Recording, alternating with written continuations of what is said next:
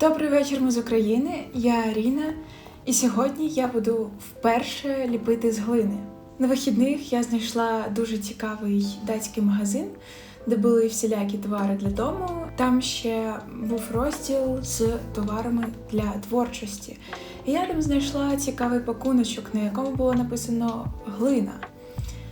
І я подумала, що це було б цікаво спробувати створити щось нове, тому що я трішки втомилася від ілюстрації, а творити все одно хочеться. Тож, поїхали дивитися, що в мене вийшло. Я підготувала собі робоче місце на підлозі, бо ця робота буде достатньо брудна і мені потрібно досить багато місця. Також мені знадобиться водичка, щоб розм'якшувати глину, і канцелярський ніж, щоб відрізати потрібні елементи. Якщо чесно, ця глина була куплена не в спеціальному магазині, тож я була впевнена, що вона буде не дуже якісна. Думаю, що ця глина призначена для того, щоб робити якісь дитячі вироби. В упаковці був достатньо великий шмат глини, тож я впевнена, що мені знадобиться вона не в повній її кількості. Горнятко я планую робити за стандартною схемою. Тобто, у нас буде 3 частини.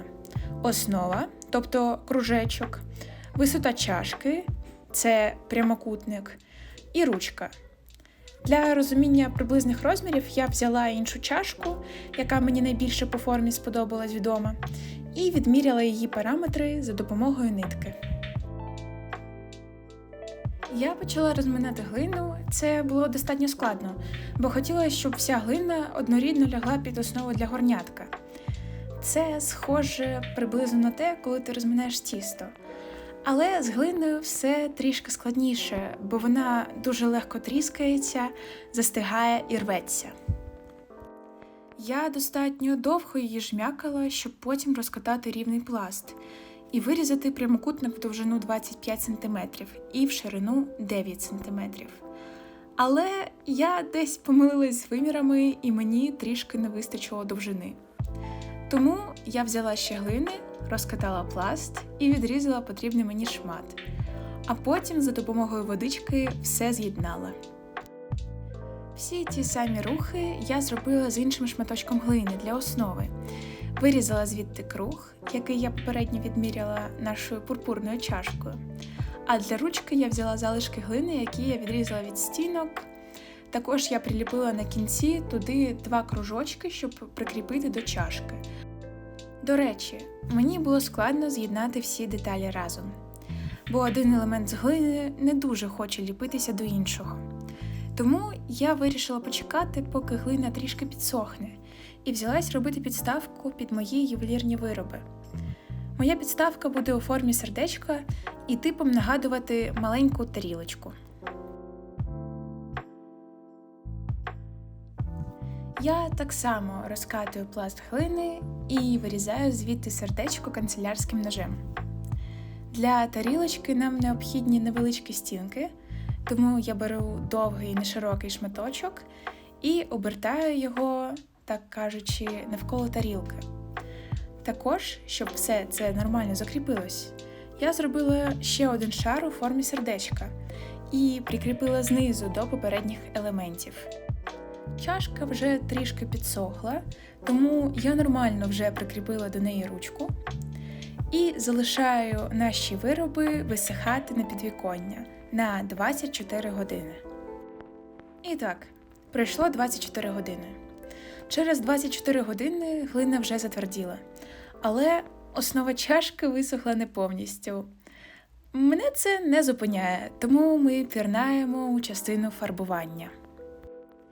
Дизайн для моїх виробів я знайшла у Пінтересті, трішки змінюючи його під своє бачення. Горнятко і тарілка будуть в одному стилі, тому будемо використовувати один колір. Для цього я замішую достатню кількість червоного, щоб потім не домішувати колір ще раз. Я використовую акрилові фарби, бо в мене їх багато, вони швидко висихають і добре тримаються потім. Одразу вам скажу про мінуси акрилу, його потім неможливо відібрати від одягу, кажу на власному прикладі. Тому вдягайте щось старе, коли берете в руки акрилові фарби. Я підклала під вироби крафтовий папір, щоб фарба не потрапила на стіл.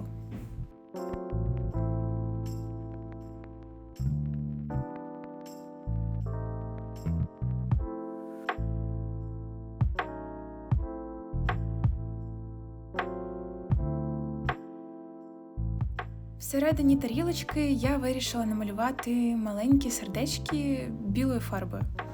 Фарбувала я їх у 2 шари, бо біла фарба погано лягає на червону, а колір, зовсім тьмяний виходить.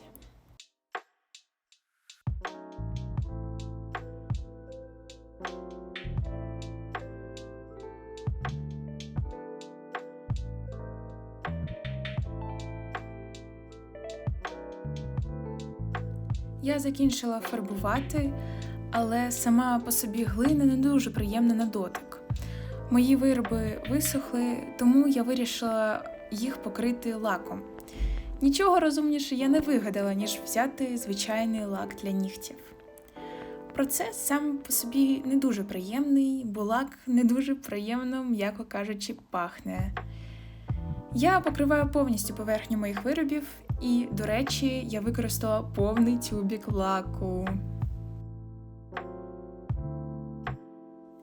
Лак вже повністю висох, і я вам показую результат.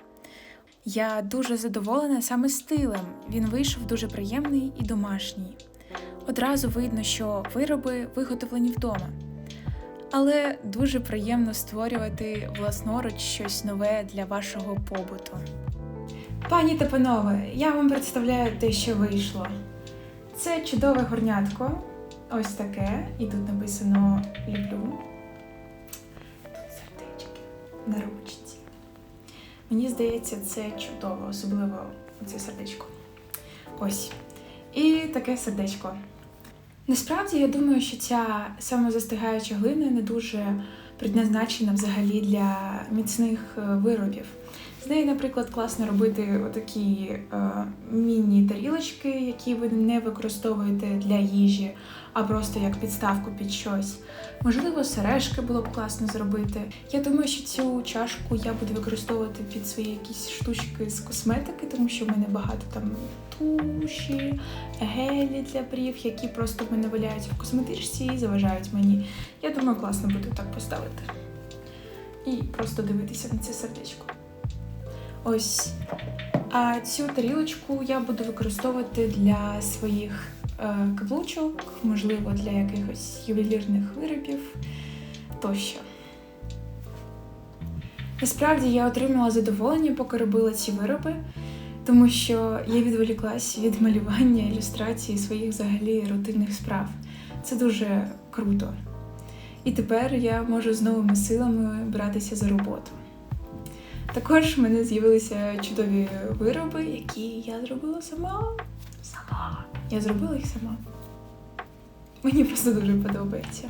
Якщо ви творча людина і втомилися від якихось рутинних справ, то це класний реально спосіб зайнятися чимось новим, тому що ви займаєтесь творчістю, але ви не малюєте. І ви цим самим чином відпочиваєте. А якщо ви не творча людина, то я раджу вам просто спробувати зайнятися, адже це дуже весело і класно, що ви можете власноруч зробити якісь товари для вашого повсякденного життя. Я вважаю, що це неймовірно. Я вам дякую за перегляд. Я сподіваюся, що вам сподобалось це відео. Поширюйте україномовний контент, творіть, займайтеся справами, які вам подобаються. З вами була я, малюю, і до зустрічі!